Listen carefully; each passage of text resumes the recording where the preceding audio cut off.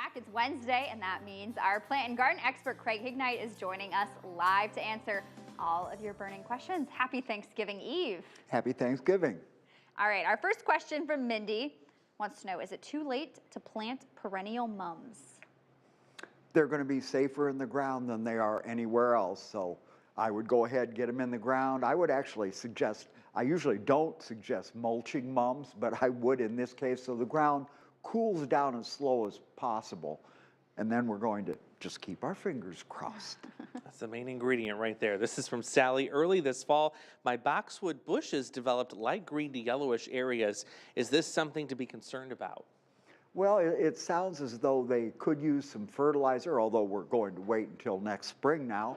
I would use holly tone or evergreen tone. This is made for acid-loving plants, and that's where the boxwood falls. It would be nice to maybe get some wilt proof on them so that they don't dry out too badly during the winter.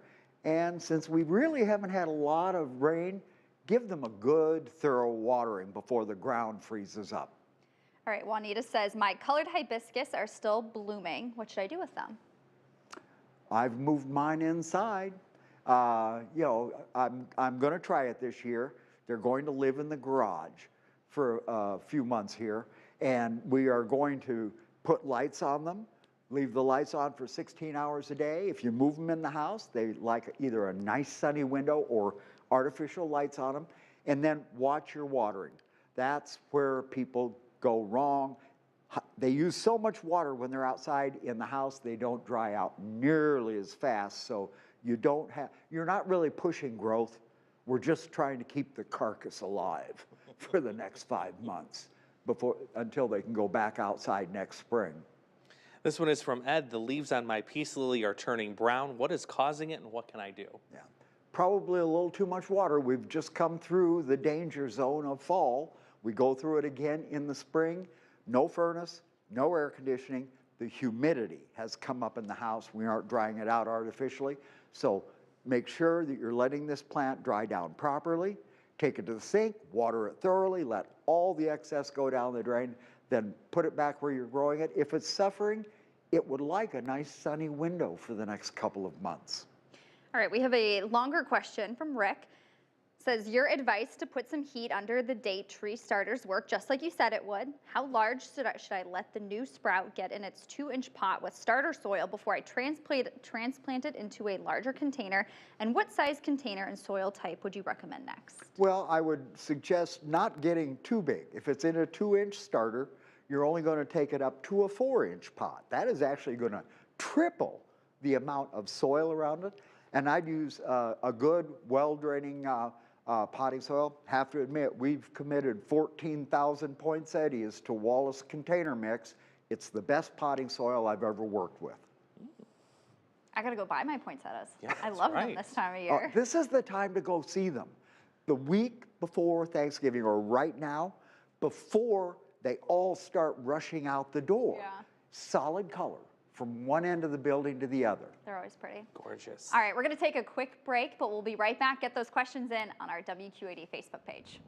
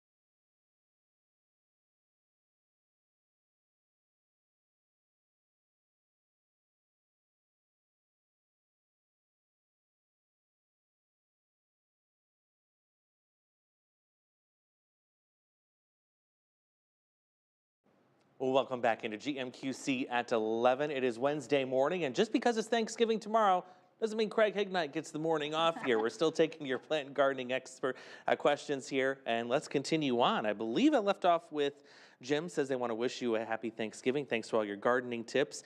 Next up, I have Janelle. I have gnats on my indoor plants. What do you recommend to help? Okay, the first thing you've got to do is find the plant that's too wet. You're breeding fungus gnats, or your plant soil is breeding fungus gnats, and that tells me that you've got a wet plant somewhere. You could get mosquito bits. It looks like grain that you soak in water, and then you skim the grain off and use the water to water your plants, and it kills off the larvae that are in the soil, but it's not going to totally cure the problem if you don't let the plants dry down properly. From Joanne, how often should I fertilize house plants? Should I do the same with plants that are overwintering inside? I really cut back on the fertilizer during the winter, maybe down to once a month, where when you've got plants really growing, especially if you're putting them outside, I like to fertilize 3 times a month, the 1st, the 10th, and the 20th, because we're doing a lot of water and we're leaching the minerals out of the pot. During the winter, the plants are kind of taking a vacation for the next 15 weeks. It's so cloudy and dark, so you don't need to push them too hard with fertilizer at this time. Vicki says she also brought her hibiscus in the garage. At what temperature does it need to be brought into the house? Well, if your garage freezes. Now, hopefully, my garage has never frozen in the 8 years we've lived in this house. If I feel that it's going to get down below 32 degrees, they can take it right down to 32 degrees, but if it gets below that, yes, set the plant in the house, and boy, are my condo mates going to really be upset when I drag these 2 monster hibiscus into the foyer for a day. All right, from Andrew, when should I trim back rose bushes and fall blooming clematis? Clematis? Okay. The roses, they can be pruned a little bit further out now.